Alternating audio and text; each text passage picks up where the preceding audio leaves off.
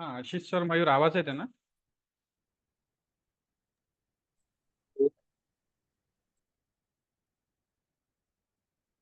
मयूर, आज काही ट्रेड घेतला का निफ्टी मध्ये?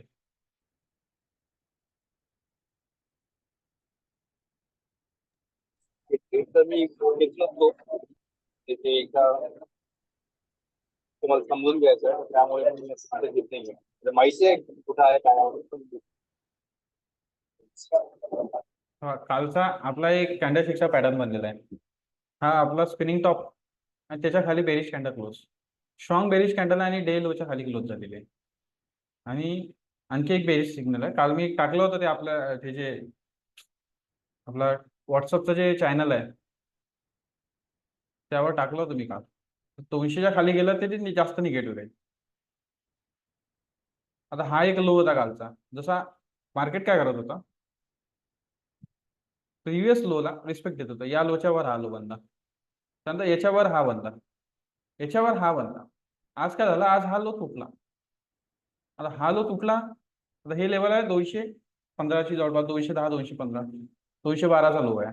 राऊंड फिगर आपण 215 पकडू. हा 215चा आता रेजिस्ट्रेशन झालं आणि इथे या की छोटासा स्विंग आहे. हा एक मिनिट.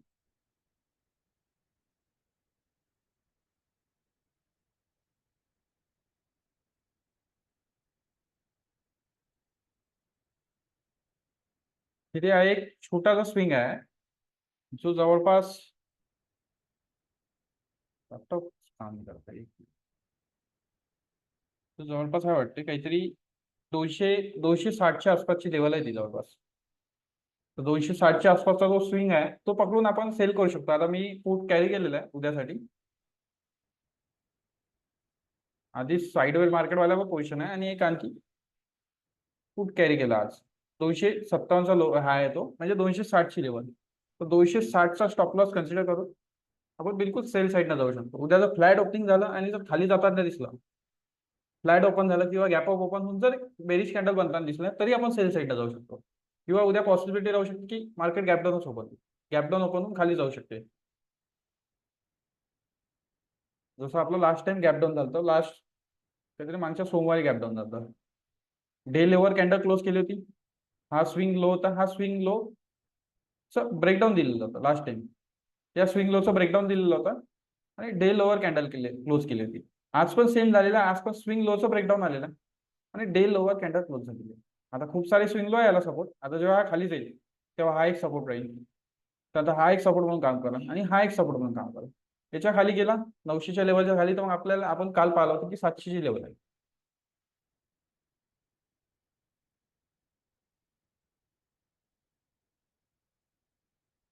आता हा 900चा लो आहे या दिवसचा. 893, 23,893, म्हणजे आपण राऊंड फिगर 23,900 बघू. तो जर क्रॉस झाला तर हा एक हाय जो आहे 670ची लेवल, म्हणजे राऊंड फिगर आपण बघू 23,700. नंतर हे लेवल आहे 350, म्हणजे 23,700 ते 23,400 पर्यंतची लेवल सपोर्ट म्हणून काम करू शकते. तर 23,900चा लो ब्रेक झाला तर पॉसिबिलिटी वाटून आली, कंटिन्युएशन वाटून आलं हे बेरिश ट्रेंडचं. आता आपण एक चार्ट पॅटर्न बघू. तर चार्ट पॅटर्न मध्ये हा चार्ट पॅटर्न येणार आहे, आज नाही येणार, उद्या किंवा परवाला हा चार्ट पॅटर्न येईल आपला. हा एक चार्ट पॅटर्न आहे. आता हा चार्ट पॅटर्न मध्ये की हे जेवढी मुवमेंट आहे ना, एवढीच मुवमेंट अशी या वरच्या लेवल पासून खाली येऊ शकते.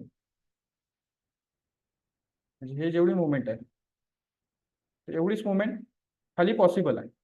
खाली जर एवढीच मुवमेंट आली तर 350ची लेवल दिसत आहे, 350 पर्यंत जाऊ शकते. आता पाहू उद्या. मी तर पुट कॅरी करून गेलेलो आहे.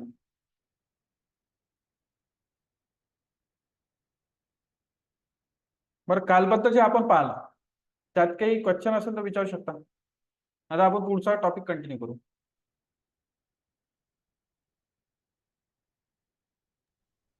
डाऊट तर नाहीये काही. फक्त एवढं आहे की मी जेव्हा कॅन्डलस्टिक शोधत होतो तर मला बेरिस स्पीकर जे आहे ते भेटत नाही. बेरिश किकर, हा तू चार्ट पाठवले त्याच्यावर आहे ना, बेरिश किकरचे चार्ट पाठवले वाटते. हा ते मी एकच पाठवली आहे ते, पण मला जास्त भेटले नाही म्हणून मी बाकी तुम्हाला पाठवलं. एकच पाठवली. काही प्रॉब्लेम नाही ना, काही भेटते काही नाही भेटत. ओके. आता ह्याच्यात आपल्याला स्पिनिंग टॉप आणि एक बेरिश कॅन्डल भेटलेली आहे, स्ट्रॉंग बेरिश कॅन्डल. आता आपल्याला ही चार्टिंग सिस्टम आहे. आता आपण याच्यात काय करतो, आता जसे आपण कॅन्डलस्टिक पाहिलं, आता याच्यात आपली टाइम फ्रेम आहे. आपण प्रत्येक टाइम फ्रेम नुसार कॅन्डल बनवू शकतो. आता जसं आपण कॅन्डल पाहत होतो, आता जे आपण कॅन्डल मी सांगितले आणि त्यानंतर मी चार्ट दाखवले, तो दाखवला डेली कॅन्डलचा. आता डेली कॅन्डल मध्ये काय होणार, डेली कॅन्डल ओपन होणार 9:08 प्री ओपनिंग सेशन मध्ये आणि क्लोज होणार 3:30 त्यानंतर इथे टाइम फ्रेम आहे. आपण इथे टाइम फ्रेम आपण चेंज करू शकतो. वीकली कॅन्डल पण आहे, मंथली कॅन्डल पण आहे. तर वीकली कॅन्डल मध्ये काय रे, सोमवारी कॅन्डल ओपन होईल आणि शुक्रवारी 3:30 क्लोज होईल. सोमवारी 9:08 ओपनिंग भेटेल, शुक्रवारी क्लोजिंग मिळेल. तर वीकली आहे, मंथली आहे. मंथली कॅन्डलचं काय रे, महिन्याच्या सुरुवातीला ओपनिंग आणि महिन्याच्या शेवटी क्लोजिंग भेटेल. तसंच आपल्या कॅन्डलस्टिकची टाइम फ्रेम 1 मिनिट पण आपण कमी करू शकतो. म्हणजे आपण आता जर समजा एक 1 हॉवरची कॅन्डल केली, आता मी 1 हॉवर केलं, तर 1 हॉवर मध्ये काय राहणार की एका तासात जो प्राइसचा ओपन आणि क्लोज राहील, एका तासातला जो प्राइसचा ओपन आणि क्लोज राहील ते बनेल त्या कॅन्डलची बॉडी. आणि जो त्या एका तासातला हाय आणि लो राहील तो हाय आणि लो मार्क होईल. आज जसा आज ओपन झाली, आजचं ओपनिंग प्राइस कुठे आहे, आजची 9:15. हे कालची क्लोजिंग होती, हे 9:15. 15 मिनिटाची आजची कॅन्डल आहे. आज कॅन्डल ओपन झाली, हे कॅन्डल 9:15 ते 10:15 या टाइम मध्ये जो पण हाय लो राहील तो हाय लो आणि जो ओपन आणि क्लोज मधला डिफरन्स आहे ते बॉडीने दाखवलेली आहे. तर 9:15 नंतर 10:15, 10:15 कॅन्डल स्टार्ट झाली. आता मी ज्या कॅन्डलवर कर्सर ठेवतोय ना त्याच्या खाली तुम्हाला दिसत असेल टाइम दिसत आहे, टाइम दिसत आहे. आता जो टाइम दिसत आहे ना तो टाइम म्हणजे त्या टाइमला ती कॅन्डल स्टार्ट झाली. त्यानंतर 10:15 स्टार्ट झाली, त्यानंतर 11:15, 12:15, त्यानंतर 13:15. आता जर आपण पाहिलं आज कॅन्डलची कंटिन्युअस इंटेन्सिटी आपल्याला वाढताना दिसत आहे. म्हणजे सेलर ऍड होताना दिसत आहे, सेलर ऍड होत आहे. तर होऊ शकते की सेलर उद्या मोमेंटम कंटिन्यू करेल. जर गॅपडाऊन झालं तर आणखी गॅपडाऊन होऊन पण मोमेंटम कंटिन्यू होऊ शकतं, जसं लास्ट सोमवारी झालं होतं, मागच्या सोमवारी. जर आपण टाइम फ्रेम आणखी कमी केली, 15 मिनिट केली, तर काय होणार, 15 मिनिटाची आपल्याला एक कॅन्डल मिळणार. जसं आजची ओपनिंग, आज काहीतरी इथे ओपन झालं पाहिजे 9:15, 9:15ची कॅन्डल.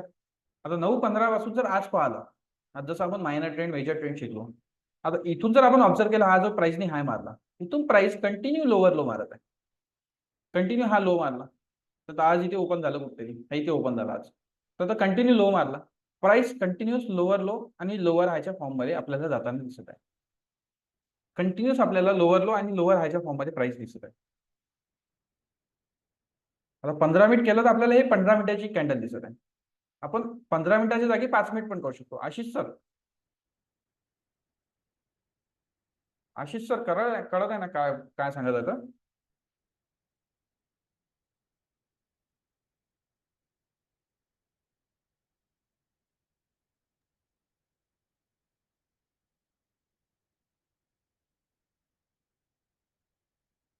हॅलो आशिष सर, आवाज नाही येत तुमचा. हो कळत आहे सर. हॅलो. हो सर. हॅलो. हा सर, हा ऐकू येत. कळत आहे. हो. म्हणजे आपण जे टाइम फ्रेम करणार त्या टाइम फ्रेमची आपल्याला कॅन्डल भेटणार. आता आपल्याला 1 डे ची कॅन्डल आपल्याला चार्टिंग सॉफ्टवेअर मध्ये भेटते. आता जर मी तुम्हाला जर म्हटलं की 2 दिवसाची कॅन्डल बनवा, तर आपण बनवू शकतो का, काय वाटते? आता जर मी म्हटलं की 2 दिवसाची किंवा 3 दिवसाची कंबाईन कॅन्डल बनवा, तर आपण बनवू शकतो का?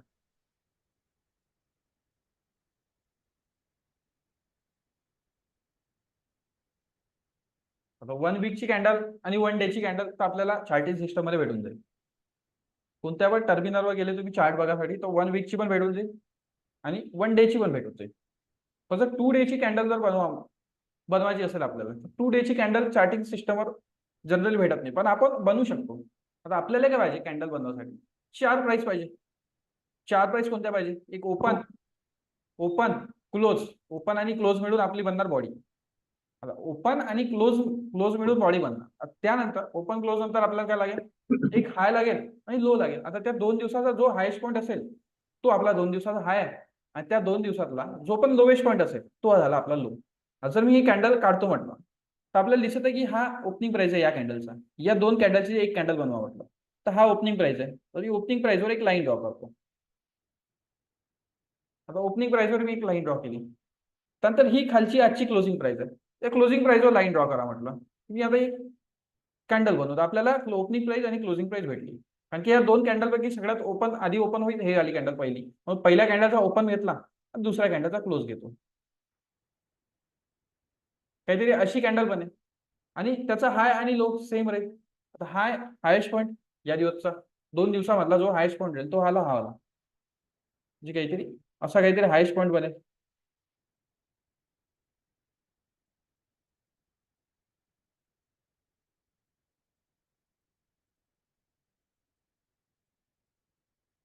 त्याला हायला असं मार्क नाही करता येणार.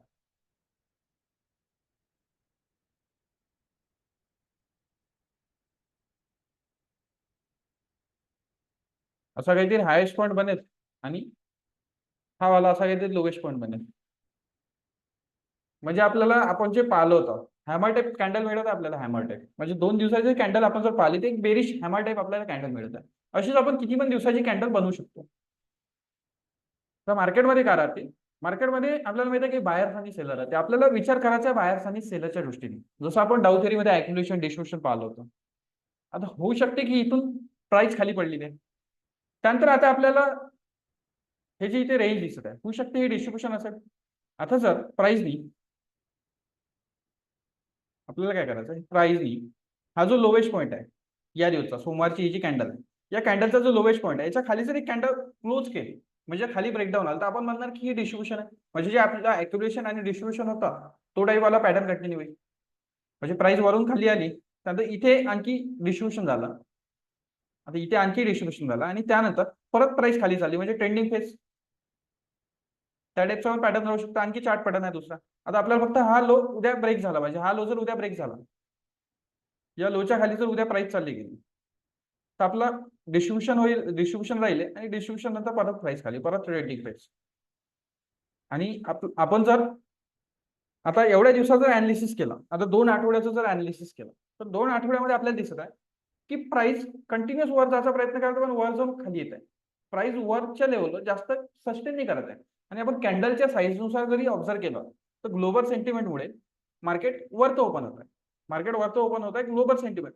तर ग्लोबल सेंटिमेंटमुळे जी प्राइस गॅपअप झालेली आहे ओपन, पण प्राइस गॅप ओपन होऊन एक स्ट्रॉंग कॅन्डल नाही बनत आहे. जशी निगेटिव्ह साईडला आता जशी या दिवशी प्राइस गॅप डाऊन ओपन झाली स्ट्रॉंग कॅन्डल बनली. या दिवशी गॅप ओपन होऊन पण स्ट्रॉंग बेरिश कॅन्डल बनली. जे बेरिश कॅन्डल आपल्याला दिसत आहे ते बेरिश कॅन्डल स्ट्रॉंग दिसत आहे पण बुलिश कॅन्डल स्ट्रॉंग दिसत नाही. याचा अर्थ आपण इथं आयडिया लावू शकतो की बायर जे आहे ते बाहेर आपल्याला या लेवलवर पण बाय करण्यात इंटरेस्टेड नाही दिसत आहे. याच्या आधी जेव्हा जेव्हा फॉल आलाय तेव्हा बायरनी बाय करून प्राइसला वर नेले. इथे आपल्याला बाहेर इंटरेस्टेड नाही दिसत. म्हणजे म्हणून इथे आपण म्हणू शकतो की प्राइस मार्केट खाली जाऊ शकते. म्हणजे आपण जे अनालिसिस करणार ते बायर आणि सेलरच्या दृष्टीने पण विचार करणार आणि आपण 2-3 कॅन्डल मिळून पण एक अनालिसिस काढू शकतो. असं नाही की आपल्याला फक्त दिसत आहे की हा स्पिनिंग टॉप पॅटर्न आहे त्यानंतर बेरिश कॅन्डल वरती म्हणून आपण ट्रेड घेणार. आपण बाकी सायकोलॉजी पण ऑब्झर्व करू शकतो बायर सेलर काय करतात. आता स्पिनिंग टॉप म्हणजे आपली सायकोलॉजी काय होती की स्पिनिंग टॉप का बनला की बायर सेलरची फाईट झाली. या दिवशी बायर सेलरची फाईट झाली पण आपल्याला एंड रिझल्ट कोणताच नाही मिळाला. प्राइस वर पण गेली. आता हा जो स्पिनिंग टॉप पाहिला त्याला वरून पण सेम शॅडो आहे आणि खालून पण सेम शॅडो आहे. म्हणजे बायर आणि सेलरची आपल्याला इथे फाईट होताना दिसली पण कोणताच रिझल्ट नाही आला. आणि आज आपल्याला रिझल्ट दिसून आला. आज आपल्याला प्राइस जवळपास फ्लॅट ओपनिंग झाली. काल जिथे प्राइस क्लोज झाली होती जवळपास तिथेच ओपनिंग झाली आणि तिथून एक स्ट्रॉंग सेलिंग दिसली आज आणि कंटिन्युअस आपल्याला सेलरच्या आधी कंट्रोल दिसला. बायरनी म्हणजे असं बायरनी ट्राय पण नाही केला की प्राइसला वरत न्यायचा. म्हणजे कंटिन्यू आपण स्मॉलर टाइम फ्रेम जर पाहिला आज इंट्राडे मध्ये पाहिला आपण 15 मिनिटं तर आपल्याला लोअर लो याच्यात पण बंधन दिसत आहे. म्हणजे आपण जे अनालिसिस करणार फक्त आपल्याला जे कॅन्डलचे पॅटर्न दिसत आहेत कॅन्डलचे पॅटर्नच नाही बघायचे. बाकी पण साऱ्या गोष्टी बघायच्या जो आपण कॅन्डलचं अनालिसिस करणार. म्हणजे आपण जर आता एवढ्या कॅन्डल मिळून जर एक कॅन्डल बनवतो म्हटलं आता एक कॅन्डल जर एवढ्या कॅन्डल मिळून बनवतो म्हटलं तर आपला हायेस्ट जो पॉईंट आहे आता हा ओपनिंग प्राइस आहे पहिल्या कॅन्डलची तर हा वाला आपला हायेस्ट पॉईंट आहे. आणि आता सध्या हा वीक क्लोज व्हायचा आणखी एक कॅन्डल जर बेरिश बनली समजून घ्या आणखी एक जर कॅन्डल खाली बेरिश कॅन्डल जर यांनी ब्रेकडाऊन दिला तर हा असा काहीतरी लोएस्ट पॉईंट बनू शकतो. म्हणजे एक स्ट्रॉंग मोठी कॅन्डल बनू शकते. आता कॅन्डल जितक्या मोठ्या टाइम फ्रेमची जितकी टाइम फ्रेम जास्त जितकी टाइम फ्रेम मोठी तितकं आपल्याला रिझल्ट चांगला मिळणार. याचं रिझन असं आहे की मोठ्या टाइम फ्रेमवर जो आहे आता मोठ्या टाइम फ्रेमवर जो जो सेलर इथे ऍक्टिव्ह असेल जो प्राइसला खाली न्यायचा प्रयत्न करत आहे तो ऑब्व्हियसली मोठा सेलर असतो मोठा एफआयएस किंवा मोठा डीआयएस असतो. आता आपण जर छोटी टाइम फ्रेम पाहिली तर छोट्या टाइम फ्रेमवर जर आपण ऑब्झर्व केलं आज जर ही मोठी कॅन्डल दिसत आहे आणि ही मोठी कॅन्डल जरी पाहिली तर किती पॉईंटची आहे फक्त 47 पॉईंटची कॅन्डल आहे. फक्त 47 पॉईंटची कॅन्डल आहे. आणि त्याच्यातला जो व्हॉल्यूम आपण ऑब्झर्व केला हा व्हॉल्यूमच्या बारवर आता मी त्या कॅन्डलवर क्लिक केला व्हॉल्यूमचा बार आपल्याला दिसत आहे आणि व्हॉल्यूमच्या बारमध्ये किती व्हॉल्यूम आहे तो आपल्याला हे दिसत आहे. हे ते व्हॉल्यूमच्या याच्यावर आपल्याला दिसत आहे. व्हॉल्यूमच्या बारमध्ये किती व्हॉल्यूम आहे, म्हणजे जेवढी छोटी टाइम फ्रेम त्याच्यात कसं बायर आणि सेलर कमी राहणार, ऍक्टिव्हिटी कमी राहणार आणि कॅन्डलचा साईज छोटा राहील. आता ही कॅन्डल बनवायला जास्त मेहनत नाही लागणार, पण मोठ्या टाइम फ्रेमवर डेली चार्टवर, आता डेली चार्टवर ज्यांनी ही कॅन्डल बनवली असेल त्याला जास्त एफर्ट लागले. आता डेली चार्टवर जर बनवलीस आणि जो सेलर याला मागच्या सोमवारपासून वर तर जाऊनही देत आहे आणि वरच्या लेवलवरून कंटिन्युअस सेलिंग करत आहे, जो सेलर याच्यात ऍक्टिव्ह असेल आणि जो सेलर मागच्या सोमवारपासून कंटिन्युअस सेलिंग करत आहे, तर विचार करा तो मागच्या सोमवारपासून कंटिन्युअस सेलिंग करत आहे, तर त्याने किती मोठ्या क्वांटिटी सेल करून तो बसलेला असेल, खूप मोठ्या क्वांटिटी सेल करून बसलेला असेल जो सेलर याच्यावर ऍक्टिव्ह असेल. जर आता आपल्याला माहिती की इथे ॲक्युलेशन झालं की डिस्ट्रीब्युशन झालं, आपल्याला माहिती की ही रेंज ब्रेक झाला, पण मोस्ट प्रोबेबली वाटू आलं की ही रेंज खालच्या साईडने ब्रेक होऊ शकते, ती सध्या खालच्या साईडने ब्रेक होऊ शकते असं वाटू राहिलं. ही रेंज वरच्या साईडने तर आपल्याला ब्रेकआउट पाहायला मिळालं आणि स्ट्रॉंग सिग्नल काही मिळालं नाही. आता आपल्याला माहिती आहे बाईंग करत आहे की सेलिंग करत आहे, पण आपण कन्सिडर करू की इथे कोणतरी सेलर ऍक्टिव्ह आहे. जो सेलर इथे सेलिंग करत असेल तर एवढ्या मोठ्या दिवसाच्या खूप साऱ्या क्वांटिटी सेल करून बसलेला असेल. आता जर प्राइस तू वर जाऊ दे, अचानक एक स्ट्रॉंग बुलिश कॅन्डल बनवून याच्या वर जर क्लोज करेल, अशी जर एखादी बुलिश कॅन्डल जर बनवू देईल तो, तर काय होणार, त्याला लॉस होणार. आता त्याला प्रॉफिट कधी होणार की प्राइस खाली गेला, प्राइस खाली जाईल तेव्हाच त्याला प्रॉफिट होणार. म्हणून तो प्रयत्न करेल की प्राइसला वर नाही गेली पाहिजे, प्राइस खालीच गेली पाहिजे. म्हणजे जेव्हा तुम्ही कॅन्डलचं अनालिसिस कराल ना, तो ओव्हरऑल चार्टचं स्ट्रक्चर स्टडी करायचं. चार्ट काय म्हणते, जसं आपण पाहिलं होतं डाऊ थेरी, तर डाऊ थेरीनुसार आपला हा लो व्हायलेट झाला होता, ब्रेक नव्हता झाला, पण या लोच्या खाली प्राइस नी क्लोजिंग दिलेली होती, म्हणजे इथेच आपल्याला थोडा बेरिश सिग्नल मिळाला होता. आणि ओव्हरऑल चार्ट स्ट्रक्चर आपल्याला इतक्यात चेंज झालेले पण दिसत आहे. आता ओव्हरऑल ट्रेंड तर पॉझिटिव्ह होता याच्या आधीपर्यंत, पण ओव्हरऑल चार्ट स्ट्रक्चर आपल्याला निगेटिव्ह झालेलं दिसत आहे. मागच्या आठवड्यापासून आपल्याला सेलरचं जे आहे, सेलरची पॉवर आपल्याला जास्त दिसत आहे. तर अशा प्रकारे आपण मार्केटला कॅन्डलस्टिकचं अनालिसिस करणार. कॅन्डलस्टिक फक्त आपण एक कॅन्डल किंवा दोन कॅन्डल, आता जसं इथे पण एक स्पिनिंग टॉप आहे त्याच्या खाली बेरिश कॅन्डल क्लोज आहे, पण मी इथे सेलिंग मार्केट खाली जाऊ शकते असं नव्हतं म्हटलं. आता इथेच काय म्हटलं, कारण की इथे आपल्याला एक चार्ट पॅटर्न आहे, त्याचं ब्रेकआउट पण आलेलं, आणि आणखी मी सांगितलं आता जसा एका हॉरवर सांगितलं मी की continuous market swing higher low बनवत होता, हायर लो बनवत होता, आणि हा हायर लोचा पॅटर्न इथे ब्रेक पण झालेला आहे.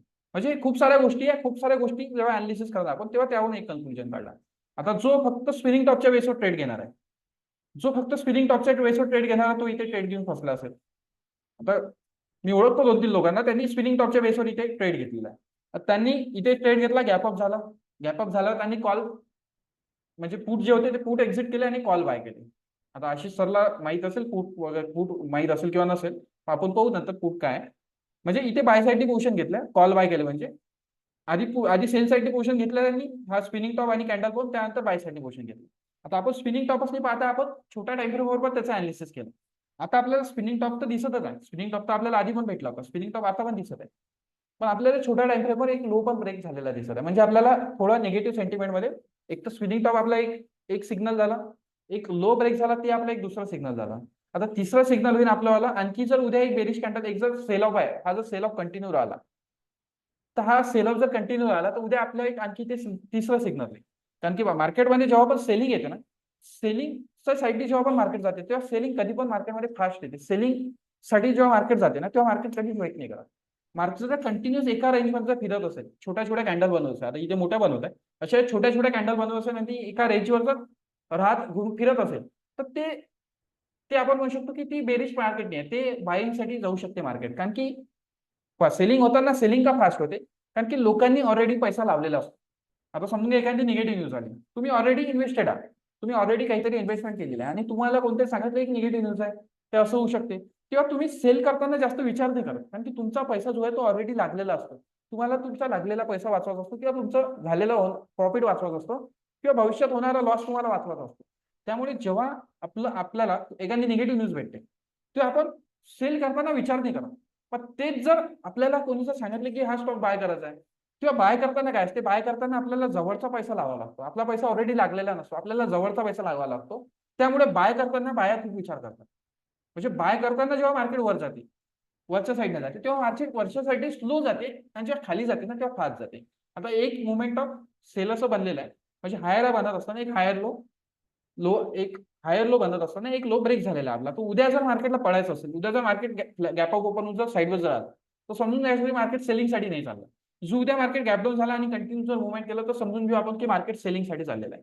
म्हणजे मार्केट जेव्हा पण खाली जाणार तेव्हा फास्ट मुवमेंट येणार. तुम्ही जर कोणत्याही स्टॉकचा चार्ट अनालिसिस कराल, पास्ट मधला डेटा अनालिसिस करा, तर एक गोष्ट ऑब्झर्व करा, जेव्हा निगेटिव्ह ट्रेंड राहते, मार्केट लोअर लो बनवते आणि जेव्हा खाली जाते तेव्हा खालच्या साईडची जी मुवमेंट असते ती खालच्या साईडची मुवमेंट फास्ट येते आणि वरच्या साईडने मार्केट हळूहळू जाते. सर समजलंय ना काय म्हणताय?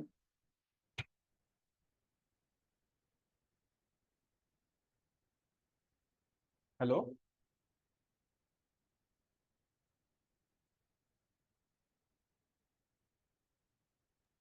हॅलो. हा सर, ऐकू येते ना काय म्हणतात? हा समजलं बघा. मयूर कळत आहे ना काय म्हटलं? हो. फक्त कॅन्डलने अनालिसिस करायच्या, बाकी सगळ्या गोष्टी अनालिसिस करायच्या. फक्त कॅन्डल पाहून जर आपण ट्रेड घेतला तर आपण मार्केटमध्ये ट्रॅप होऊ शकतो. बाकी साऱ्या गोष्टी पाहायच्या, मेजर ट्रेंड, मायनर ट्रेंड. म्हणजे जेव्हा खूप सारे सिग्नल आपल्याला एकच इंडिकेशन देईल. आता आपण तो दोनच सिग्नल पाहिले, आणखी एक सिग्नल आहे जसं ईएमए आहे, आणखी खूप सारे सिग्नल, आपण पुढे सिग्नल आहे. आता जेव्हा खूप सारे सिग्नल आपल्याला एकच सिग्नल देईल की मार्केट या साईडने जाऊ शकते, 2-4 सिग्नल तरी आपल्याला 4-5 इंडिकेशन तरी आपल्याला मिळालं पाहिजे की या साईडने जाऊ शकते, तेव्हाच आपण त्या साईडने जायचं. आता आपण चार्ट पॅटर्न सुरू करू. दोन कॅन्डलचे एक कॅन्डल कशा बनवायचे आपण हे बनवू शकाल आता, 2 कॅन्डलच्या, 3 कॅन्डलच्या?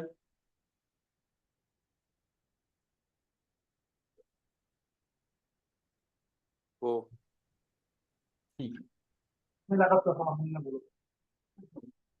आता आपण एक चार्टचा पॅटर्न बघू. आता जे हे चार्ट पॅटर्न आपण पाहणार आहे, आता हे चार्ट पॅटर्न जे आहे सगळे चार्ट पॅटर्न आपल्याला डाऊ थेरीवरच बेस दिसतात. डाऊ थेरी आणि चार्ट पॅटर्न यामध्ये काहीच नवीन नाही दिसतं.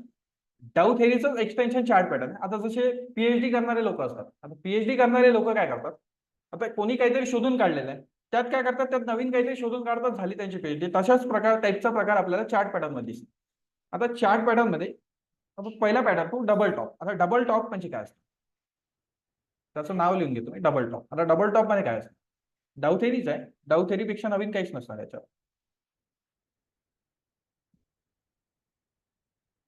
डबल टॉप, डबल टॉप मध्ये काय असणार समजून घ्या. प्राइस अपट्रेंड मध्ये, प्राइस अपट्रेंड मध्ये प्राइस हायर आहे मारत, त्यानंतर काय होणार की प्राइस एक हाय मारणार, खाली येणार लो मारायला, आणि सेम लेवलला जवळपास एक हाय मारणार, त्याच्यापेक्षा जास्त हाय नाही मारणार, त्याच्यात थोडा खाली किंवा थोडा वर होऊ शकते, पण जवळपास सेम लेवलला एक हाय मारणार. नवीन हाय प्राइस नाही मारू शकणार. एक असा टाइम येणार की नवीन हाय प्राइस नाही मारू शकणार, आणि प्राइस काय करणार की त्याचा जो लो आहे, प्रिव्हियस लो आहे, तो प्रिव्हियस लो ब्रेक करून देणार. प्रिव्हियस लो ब्रेक करून देणार आणि त्यानंतर डाऊन ट्रेड स्टार्ट होणार. आता याला डबल टॉप का म्हटलं? आता ज्यांनी डबल टॉप हा पॅटर्न शोधला त्यांनी काय केलं, त्यांनी हा जो प्रिव्हियस लो आहे याला नाव लिहून दिलं,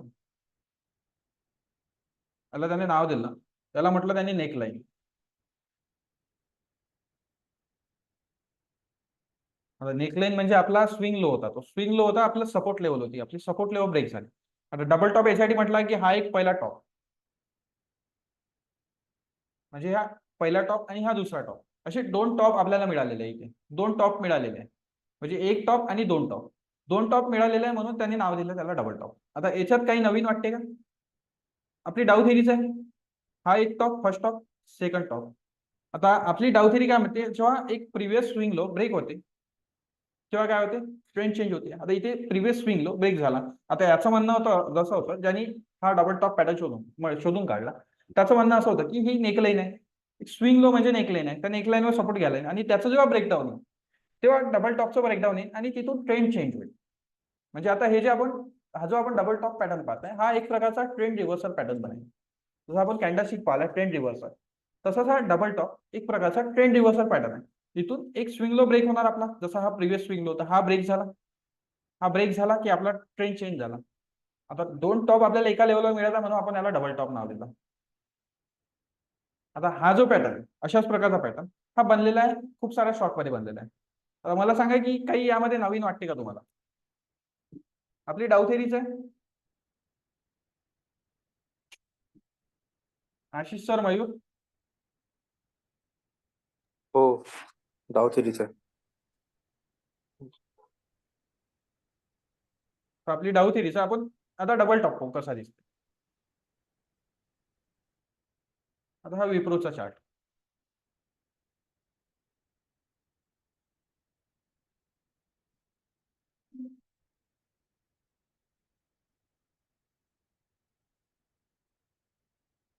तर याच्यात जर पाहिलं आपण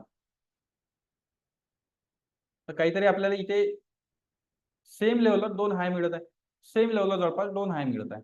त्यानंतर हे होती आपली नेकलाईन, याचा ब्रेकडाऊन आला, याचा ब्रेकडाऊन आला. आधी हा विप्रोचा स्टॉक अपट्रेंड मध्ये होता, हा विप्रोचा स्टॉक हायर आहे आणि हायर लोच्या फॉर्म मध्ये वर जात होता, असा काहीतरी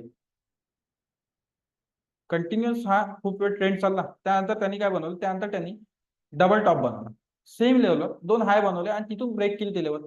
आता आपल्याला माहिती आहे डाउ थेरीनुसार की सपोर्ट लेवल होती येते, ही सपोर्ट लेवल होती. ही जी नेकलाईन आहे आपण डबल टॉपची पाहिली नेकलाईन किंवा आपला जो स्विंग लो, हा ब्रेक झाला म्हणजे हा सपोर्ट होता, हा ब्रेक झाला तर आता त्यांनीच रेजिस्टरचं काम केलं, सपोर्ट रेजिस्टर बनला आणि त्यानंतर प्राइस खाली. असा डबल टॉपचा पॅटर्न आहे. आता हा आपल्याला आणखी आयटी स्टॉक मध्ये पण मिळू शकतो, बाकीच्या आयटी स्टॉक मध्ये जसा टीसीएस मध्ये आहे इथे मिळत आहे डबल टॉप.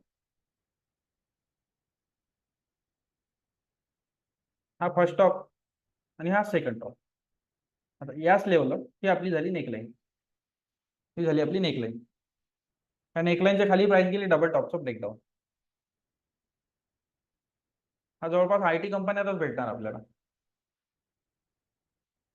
कोफोर्स मध्ये पण आपल्याला दिसत आहे. आता जर समजून घ्या डबल टॉपच्या जागी जशी डबल टॉप मध्ये काय होते, प्राइस 2 वेळा त्या लेवलवर जाते. आता जर प्राइस 2 वेळा न जाता 3 वेळा जर गेली, समजून घ्या की आता ही सपोर्ट लेवल आहे.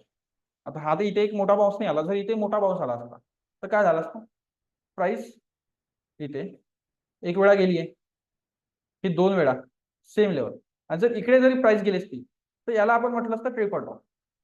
फक्त नाव चेंज झालं असतं, डबलचं ट्रिपल झालं असतं आणि टॉपच आहे.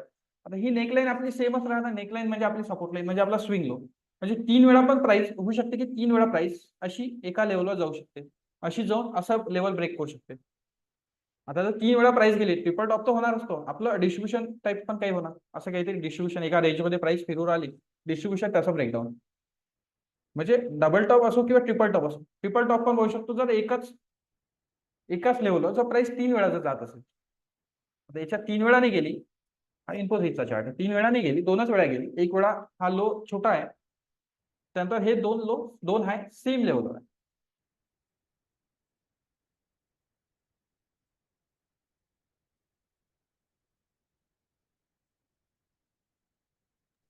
मला सांगा हे डबल टॉप जे आहे हे अपट्रेंड साठीच आहे का, डाऊन ट्रेंड मध्ये असते काय, किंवा डाऊन ट्रेंड मध्ये नाव चेंज असते काय याचं? डाऊन ट्रेड मध्ये आपण बनणार डबल बॉटम, जसा डबल टॉप आहे. आता बघा जसा हा डबल टॉप आहे ओके. तसाच समजून घ्या प्राइस डाऊन ट्रेंड मध्ये आहे. आता हा ट्रेंड चेंज वाला पॅटर्न आहे आपला. आता जनरली आपला जिथून ट्रेंड चेंज होतो ना तर आपल्याला असे पॅटर्न पाहायला मिळतात. आता इथून ओके. हा चालू आहे, समजून घ्या आपण डाऊन ट्रेंड, प्राइस लोअर आहे आणि लोअर लो बनत आहे. त्याच्यात काय होणार, प्राइस एका लेवलला इथून काहीतरी बाहेर ऍक्टिव्ह राहणार, होऊ शकते इथे एखादी सपोर्ट लेवल असेल, इथून प्राइस बाउन्स करणार. प्राइसने बाउन्स केल्यावर प्राइस सेम लेवलवर एक बॉटम मारायला जाणार, सेम लेवलवर एक लो मारायला जाणार, आणि त्यानंतर प्राइस इथे काहीतरी इथे असं ही लेवल ब्रेक करणार.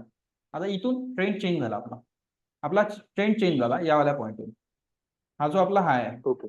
हा हाय आपला क्रॉस झाला, स्विंग हाय ब्रेक झाला, इथून आपला ट्रेंड चेंज झाला. आता आपल्याला दिसत आहे की हे जे दोन हे आहे, 2 पॉईंट आहे खालचे वाले, हे 2 पॉईंट सेम लेवलला दिसत आहे, म्हणजे याला आपण म्हणणार डबल बॉटम. आता ही झाली आपली नेकलाईन ओके. सेम, जे त्याच्यात आपण पाहिलो डबल टॉप मध्ये झाली आपली नेकलाईन. म्हणजे आपला स्विंग आहे ऍज पर डाउथेरी नुसार आपला स्विंग आहे क्रॉस करू आला, आणि याला आपण नाव देणार हे खालचे 2 बॉटम एकाच लेवल आहे, म्हणून आपण याला म्हणणार डबल बॉटम. ओके. हा झाला आपला डबल बॉटम. ओके. म्हणजे हा पण चॅट पॅटर्न आहे, फक्त एवढं आहे की रिव्हर्स आपण त्याचं नाव सगळं डिफरंट आहे बस. फक्त डाऊन ट्रेंड मध्ये आहे, अप ट्रेंड मध्ये आपण डबल टॉप म्हणतो. अप ट्रेंड मध्ये जर बनला आपण हा ट्रेंड रिव्हर्सल पॅटर्न आहे. आता जो डबल टॉप आहे तो निगेटिव्ह पॅटर्न आहे, आणि डबल जो बॉटम आहे हा पॉझिटिव्ह पॅटर्न आहे, बुलिश पॅटर्न आहे. कारण की इथून वरच्या साईडने प्राइस रिव्हर्स होत आहे. डबल बॉटम म्हणजे bullish pattern, bullish reversal pattern, आणि डबल टॉप म्हणजे बेरिश रिव्हर्सल पॅटर्न. आता डबल टॉप कुठे बनतो, प्राइस वरतून आपण रिव्हर्सल साठी पाहणार त्याला, खाली शॉर्ट सेलिंग साठी. आता डबल बॉटम खालून आपण पाहणार वरच्या साईडला जाण्यासाठी. आता डबल बॉटम ओके. जसा हा टी-शर्टचा चार्ट आहे,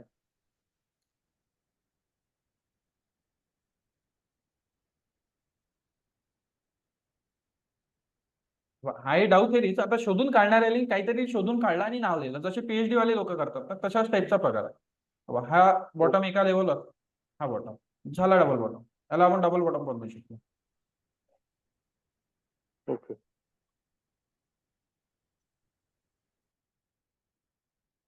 हे दोन बॉटम एका लेवलवर दिसत आहे, हे झाले डबल बॉटम होऊ शकतात. हे वाले बॉटम आहे, हे वाले दोन बॉटम एका लेवलवर दिसत आहे, हा झाला आपला डबल बॉटम, याला पण आपण डबल बॉटम म्हणू शकतो. निफ्टीमध्येच पाहून घेऊ, निफ्टीमध्येच ठीक आहे.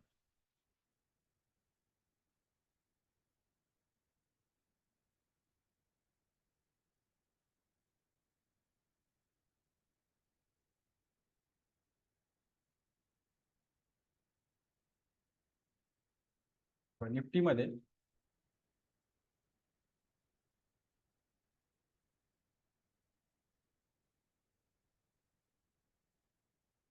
हा वाला लो आणि हा लो जवळपास सेम लेवल आहे, थोडा वर आहे हा, तो जवळपास सेम लेवल आहे, याला म्हणणार आपण डबल बॉटम. या डबल बॉटमचा ब्रेकआउट आला हा ह्या लेवलवर, हा मोठा डबल बॉटम होता, या लेवलवर ब्रेकआउट आला, डबल बॉटमचा ब्रेकआउट आला तिथून मार्केट वर, त्यानंतर डबल प्राइस परत त्या लेवलवर रिटेस्ट करायला आली, हा रेजिस्टन्स होता, असा हा डबल बॉटम निफ्टी मध्ये दिसत आहे.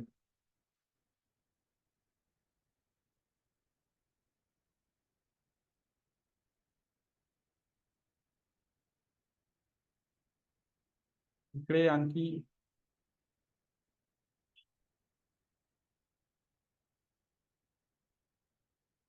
जसा हा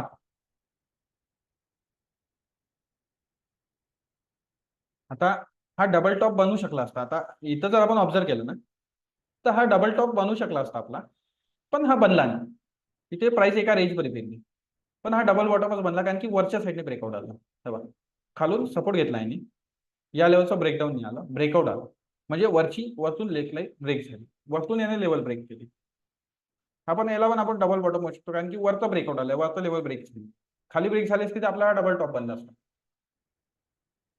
हाय डाऊ थेरीच आपली, डाऊ थेरीनुसार स्विंग लो नाही तुटला, स्विंग लोवर रिस्पेक्ट दिला, सपोर्ट दिला, स्विंग लोनी सपोर्ट दिला आणि प्राइस वर गेली. आता इथे हा दिसत आहे, हा डबल बॉटम, इथून प्राइस खाली राहिली, डबल बॉटमचा ब्रेकआउट, इथं आपला डाऊ थेरी काय म्हणते, डाऊ थेरी म्हणते आपली काही ट्रेंड चेंज इथे झाला या पॉईंटवर, ट्रेंड चेंज आपल्याला कन्फर्मेशन भेटलं या पॉईंटवर, म्हणजे डाऊ थेरी पण म्हणते या लेवलवर ट्रेंड चेंज होणार, आणि डबल बॉटम वाला पॅटर्न पण म्हणते की स्विंग हाय ब्रेक झाला, म्हणजे त्याचं म्हणणं आहे स्विंग हाय नाही म्हणा, डबल बॉटम मध्ये नेकलाईन म्हणतात त्याला, नेकलाईन ब्रेक झाली की प्राइसवर.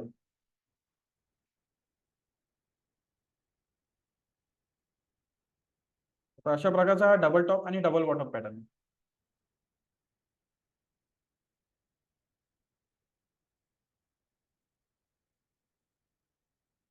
आता डबल टॉप आणि डबल बॉटम मध्ये काही डाऊट असेल तर विचारू शकता, आणखी काही.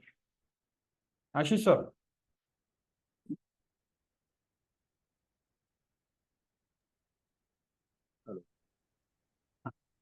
काही डाऊट असेल कळलं आहे डबल बॉटम. ठीक. हॅलो, माझा एक डाऊट होता हम्म. की आता तुम्ही मला लास्ट टू लास्ट एक्झाम्पल दाखवलं होतं, त्याच्यामध्ये अप ट्रेंड मध्ये डबल बॉटम फॉर्म झाला होता, तर अप ट्रेंड मध्ये पण डबल बॉटम फॉर्म होऊ शकतो का? हे पहा, जर त्याची जर नेकलाईन वरच्या साईडला जर ब्रेक होत असेल तर आपण त्याला डबल बॉटम कन्सिडर करू शकतो. आता समजून या प्राइसला रेस्ट करायचा आहे, आता आपण पाहिलं तर प्राइस करेक्शन करते, आता करेक्शन आपण पाहिलं होतं की टाइम वाईज होते आणि प्राइस वाईज होते, हे आपण पाहिलं होतं ना डाऊ थेरीमध्ये. आता जे करेक्शन होते प्राइसचं, टाइम वाईज पण होऊ शकते आणि प्राइजेस पण होऊ शकते.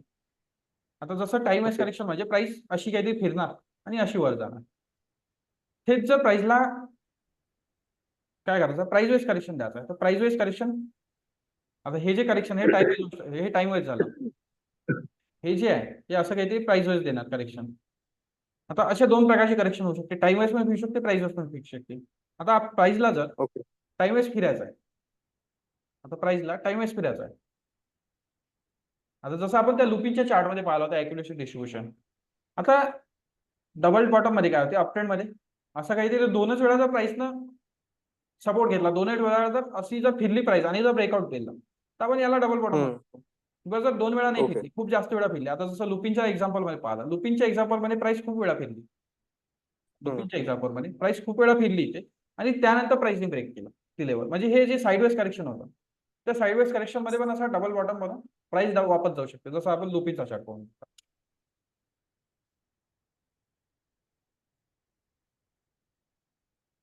आता बघा, ह्या लुपिनच्या चार्ट मध्ये एक टॉप बनला, खाली याला बॉटम बनवला, आता हा टॉप बनला. याचं ब्रेकआउट इथूनच जर आलं असतं, इथूनच आला असता तर आपला हा डबल बॉटम टाईप म्हणू शकलो असतो आपण. डबल टॉप बनला असता, डबल टॉप तर बनला असता, खाली ब्रेकडाऊन आला असता, पण वरतं ब्रेकडाऊन आला असतं तर आपण त्याला डबल बॉटम म्हटलं असतं. आता खूप वेळा फिरला, एक वेळा, 2 वेळा आला, आता 3 वेळा आला, 4 वेळा आला, त्यानंतर 5 वेळा. 5 वेळा त्यांनी खाली टच केलेलं आहे जवळपास. ओके.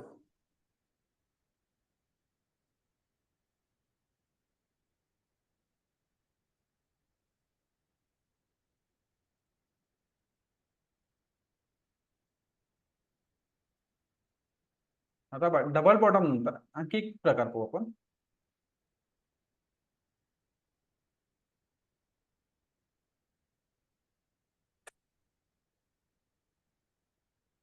Round bottom.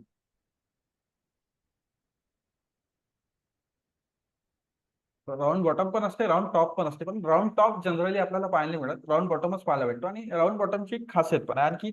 आता जसं डबल बॉटम तर आपल्याला डाऊ थेरी सारखाच वाटला, काही नवीन वाटलं. राऊंड बॉटम पण डाऊ थेरी सारखाच वाटत, पण त्याच्या थ्रू आणखी आपण काही गोष्टी मेजर करू शकतो. आता राऊंड बॉटम मध्ये काय होणार, एक काम करा, ही लिंक 1 मिनिटात एक्सपायर होते, तुम्ही ही लिंक क्लोज करतो आणि जी दुसरी लिंक आहे ना त्यांनी जॉईन करा. ओके.